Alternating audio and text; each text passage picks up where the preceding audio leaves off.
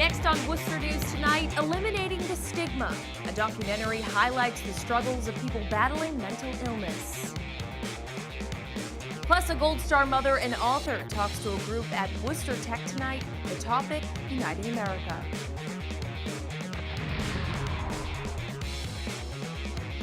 Good evening and thank you for joining us. I'm Anna Botari. Becker College shows a documentary Friday highlighting the struggles of individuals battling mental illness. Lift the Mask followed 6 people for several months, including a family with central Massachusetts ties. Our Cam Jandro joins us now live with the details. Cam? Anna, the National Alliance of Mental Illness say roughly 44 million people in the country suffer from some form of a mental disability. This documentary aims to eliminate the stigma as well as open the public's eyes. Liz Charpentier watches Lift the Mask. The documentary features her 23-year-old son, Dennis, who suffers from mental illness. It's only going to get better if people talk about it, and we've never shied away from talking about it. The production follows the real-life stories of 6 people with behavioral and mental issues. Charpentier's son suffered his first psychotic episode at just 9 years old. The former Upton resident says the stigma around the illness makes it challenging for families. I think there's a built-in institutional bias against treating people with brain illnesses the same way they would treat illnesses of the other organs. So that's been the biggest struggle. The documentary was created by the Quell Foundation. The organization focuses on reducing suicides, overdoses, and incarcerations of the mentally ill. Founder and CEO Kevin Lynch is featured in the documentary with his son Nick, and he hopes his story helps remove the stigma around mental health. But when they walk out tonight, they're going to reflect on their own life. They're going to reflect on how they view and treat and perceive people with a mental health illness. Becker College is one of only 3 colleges nationwide to have a screening of Lift the Mask. It provided the school's mental health counseling program a chance to learn outside of the classroom. Our master's students are actually seeing supervised, of course, clients and working right from the beginning in community outreach. To work towards diminishing the stigma, connect with mental illness, it's very much about what we do here in our program. Following months of interviews and filming, Charpentier looks to continue the conversation surrounding mental illness.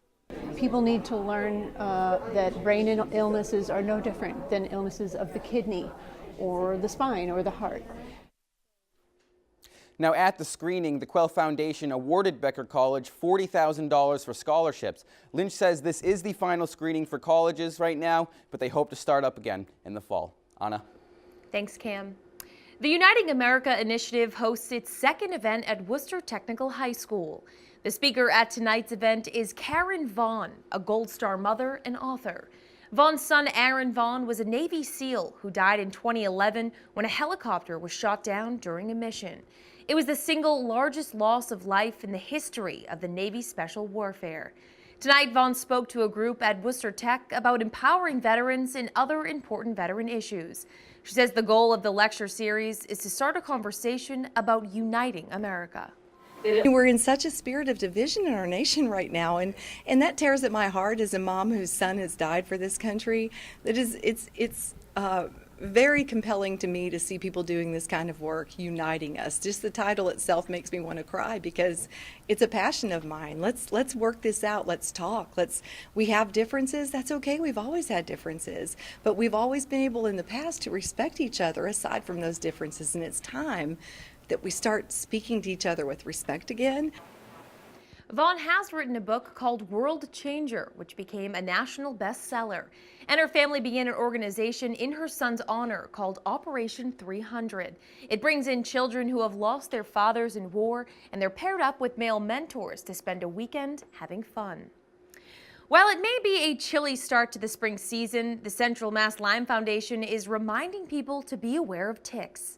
The foundation travels to different locations throughout the year, giving presentations to raise awareness of the disease and how to take preventative action. While it may not be a warm start to the season, advocates are urging people to protect themselves as they're still susceptible to tick bites. In the past 3 years, the disease can cause swelling in the brain, leading to death in 10% of cases, but it is rare. Next month is Lyme Disease Awareness Month, but the foundation works to educate year-round. A central Massachusetts store clerk accused of assaulting a female customer faces a judge today. Tonight we're hearing from the alleged victim about the assault and others who say something similar has happened to them. Our Chandler Walsh has the story.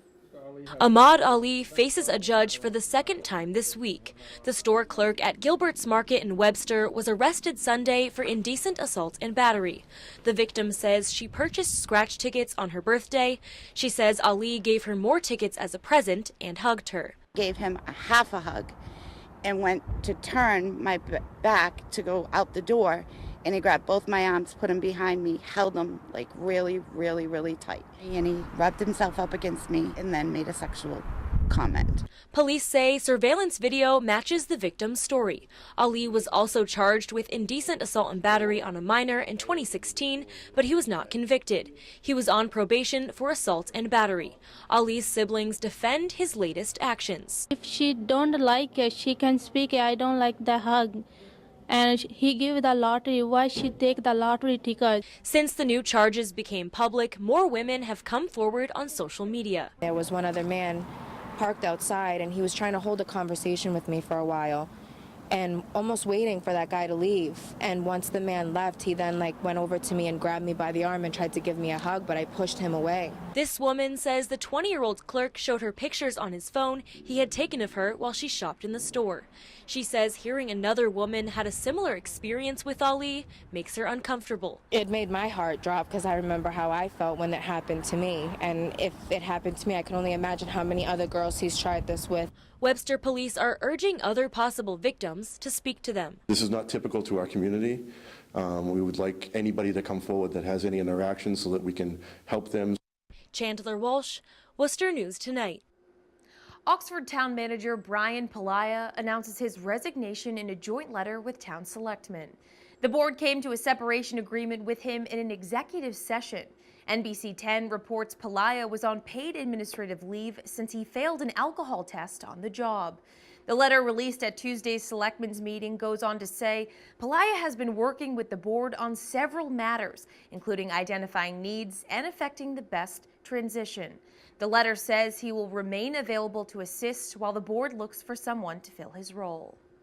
Now to an update on the WPI student who is featured on tonight's episode of Jeopardy.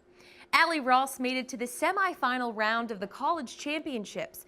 The Shrewsbury resident faced off against two other students from across the country. She held the lead until the final Jeopardy before making an incorrect guess on the final question. Congrats to Allie for all her hard work. You're still a winner to us here in Worcester, Allie. A new long-term strategic plan is unveiled for Worcester Public Schools. It's been more than 25 years since the last one was adopted, and while it still needs to be approved by the school committee, one member says it shouldn't be an issue. Our Brittany Schaefer has the details. The plan focuses on 5 main points: innovation, academic excellence, funding, technology, and welcoming schools. Creators say it'll boost the areas where Worcester Public Schools need help. This is something that we believe is critical to the success of Worcester. A long-term strategic plan for Worcester Public Schools is now available to the public. The work by the Worcester Regional Research Bureau and Worcester Education Collaborative is 2 years in the making. As Worcester becomes a more diverse community, a community that struggles with issues of poverty, disengagement, how do we make sure that every student has the tools they need to succeed? The plan calls for more personalized learning in Worcester schools. You can't focus on a large class of 30 students when each student really has very different experiences and unique approaches and needs to learning. And within that, an early warning system to know when students are struggling and potentially on a track that they could fail. Research Bureau Executive Director Timothy McGurthy says additional state funding is needed for the 5-year plan to work. One of the key pieces that we highlight in this strategic planning process and in the report is that Chapter 70 funding fails for the urban centers of Massachusetts. It doesn't take into account the challenges that the city of Worcester faces. And all my life as an educator, I can tell you that we need to get the state and the governor to move on those on the funding. 14-year school committee member John Monfredo likes the plan and says it shouldn't have a problem being approved by the school committee. In general, it's a solid plan. We talk about a welcoming environment, and as a former principal, I can tell you how essential that is. That's really another essential part of this plan.